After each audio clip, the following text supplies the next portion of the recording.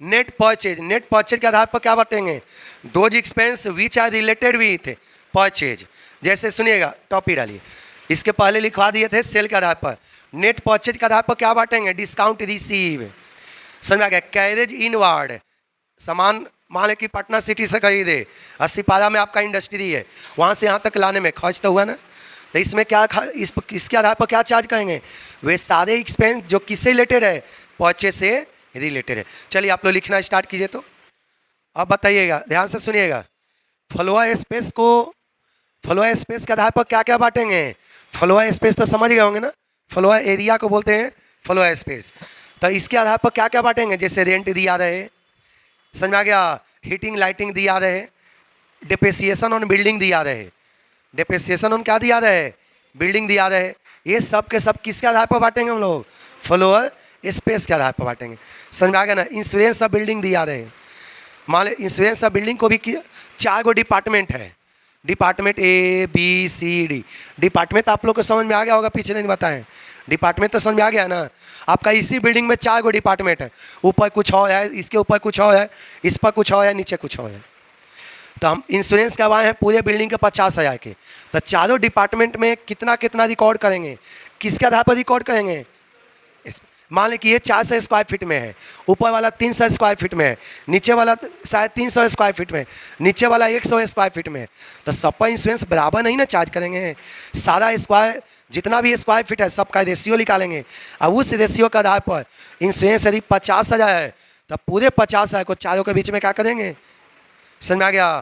तो जितना भी बिल्डिंग से रिलेटेड एक्सपेंस है सब के सब किसके आधार पर बांटेंगे? फ्लोर स्पेस के। फ्लोर स्पेस मतलब फ्लोर एरिया के आधार पर। समझ में आ गया? चलिए लिखना स्टार्ट कर। लिखा गया वैल्यू ऑफ एसेट्स बेसिस। अब देखिएगा, वैल्यू ऑफ एसेट मतलब ऊपर वाला तो बताए हैं बिल्डिंग, लेकिन इस वैल्यू ऑफ एसेट्स बेसिस ये तो बताएं यदि बिल्डिंग रहा तो फ्लोर एरिया, लेकिन मशीन रहा तो मशीन पर भी तो डिप्रिसिएशन लगता है ना, टूल्स पर भी लगता है, फर्नीचर पर भी लगता है। तो ये सब पर जो डिप्रिसिएशन होगा किसके आधार पर डिस्ट्रीब्यूट करेंगे? Value of asset. जैसे मशीन है, आपको मशीन है, 4 गो मशीन है, कितना मशीन है? 4। एक का कीमत है 10,000, दूसरे का 25,000, तीसरे का 40,000 और चौथा का 80,000, और टोटल डिप्रिसिएशन दिया है 6,000। टोटल डिप्रिसिएशन कितना है? 6,000। तो किसके आधार पर बांटेंगे? मशीन के वैल्यू, जितना चारों मशीन है चारों मशीन का रेशियो निकाल लेंगे और उसके आधार पर सभी में क्या करेंगे? समझ में आ गया? तो ये जो वैल्यू ऑफ एसेट के आधार पर क्या बांटेंगे? डिप्रिसिएशन को। ये बिल्डिंग के लिए था, ये किसके लिए है? बिल्डिंग के अलावा अदर एसेट के लिए। समझ में आ गया? चले फटाफट लिखना स्टार्ट। लिखेगा वेजेज बेसिस। अब बताइए वेजेज के आधार पर क्या बांटेंगे? वेजेज मतलब क्या होता है? मजदूरी। वेजेज को हिंदी में क्या बोलते हैं? मजदूरी। अब इसके आधार पर क्या बांटेंगे? जैसे इम्प्लॉय का पेंशन दिया रहे, 50 गो इम्प्लॉई है और सबको पेंशन देते हैं, 50,000 पेंशन दिए, 50 इम्प्लॉई है, 50,000 पेंशन दिए। लेकिन किसके आधार पर बांटेंगे? वेजेज के आधार पर। जिसको ज़्यादा, आप तो जानते हैं कि जिसका पेमेंट ज़्यादा होता है उसका पेंशन ज़्यादा होता है, जिसका पेमेंट कम होता है उसका पेंशन कम होता है। क्योंकि जो पेंशन देने का जो पॉलिसी है ना, pension is given on the basis of final payment. आपको सैलरी के आधार पर मिलता है। किसी का सैलरी मिलता होगा रिटायरमेंट के समय 80,000 और किसी का मिलता है 20,000, तो इसी के आधार पर पेंशन मिलेगा। समझ में आ गया? उसी के आधार पर क्या मिलेगा? पेंशन। तो जितना भी पेंशन है, कंट्रीब्यूशन इन प्रोविडेंट फंड, आप लोग PF नाम से सुने होंगे, PF नाम तो सब सुने होंगे, प्रोविडेंट फंड, ये सब किसके आधार पर बांटेंगे? इसके अलावा होता है ग्रेच्युटी फंड। प्रोविडेंट फंड के अलावा जो ग्रेच्युटी मिलता है एक्स्ट्रा, इसको किसके आधार पर बांटेंगे? समझ में आ गया ना? वेजेज के आधार पर। पेंशन हो, प्रोविडेंट फंड हो, ग्रेच्युटी फंड हो, ये सब के सब किसके आधार पर बांटेंगे? वेजेज के आधार पर बांटेंगे। समझ में आ गया? चलिए सब एकदम से रटते चलिए, क्योंकि क्वेश्चन में, चलो बीकॉम में तो दे भी देता है बट CA में नहीं देता है, CMA में किसको किसके आधार पर बांटना है आपको यहाँ से खुद खोज के निकालना होगा कि कहाँ से बांटेंगे, किस बेसिस पर बांटेंगे। चलिए लिखना स्टार्ट करिए। पेंस, ये नंबर ऑफ जैसे दिया रहेगा क्वेश्चन में, अभी देखे तुरंत हम फॉर्मेट भी बताएंगे। कैंटीन एक्सपेंस रहे तो नंबर ऑफ एम्प्लॉय के आधार पर बांटेंगे।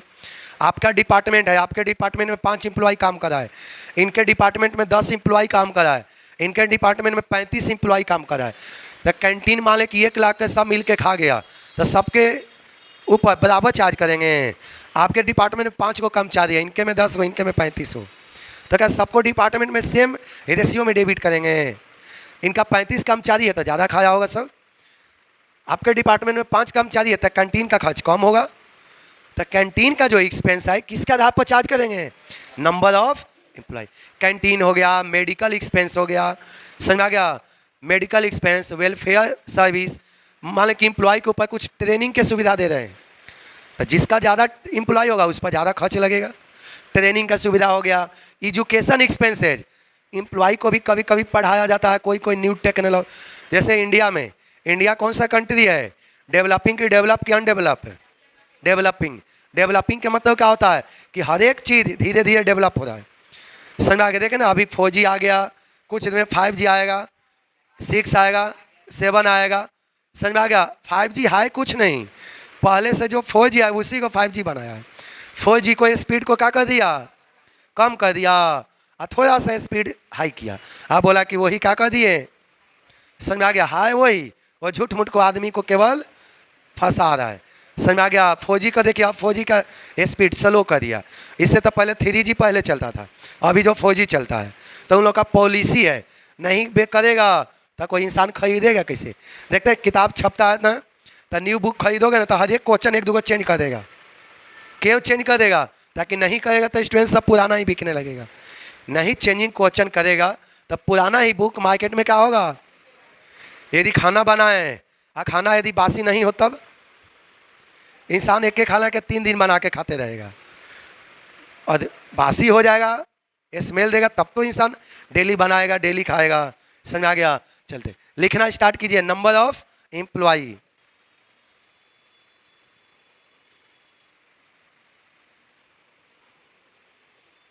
लिखेगा fan and light point basis, fans and light point basis. लिखा गया सभी को?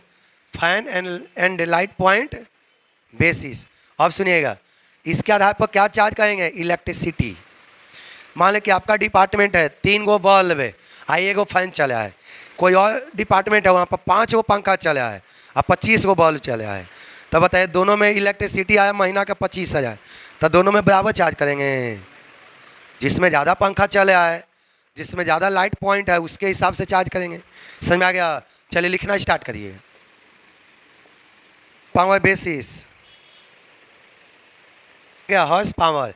अब ये सब मशीन, ये सब जो चलता है ना, तो जितना भी पावर जो दिया रहे उसको किसके आधार पर जैसे दिया रहेगा कि पावर इतना यूनिट कंज्यूम, तो पावर को किसके आधार पर चार्ज करेंगे? हॉर्स पावर के आधार पर। एक खास का मशीन समय दिया जाएगा कि एक मशीन ने इतना पावर उपयोग किया या टोटल पावर इतना दिया है। समझ में आ गया? तो पावर दिया है कि पावर 10,000 का हमने कंज्यूम किया या पावर 10,000 रुपये का यूज हुआ, तो इसको किसके आधार पर चार्ज करेंगे? हॉर्स पावर के आधार पर चार्ज करेंगे। सबको समझ आया? किसके आधार पर चार्ज करेंगे?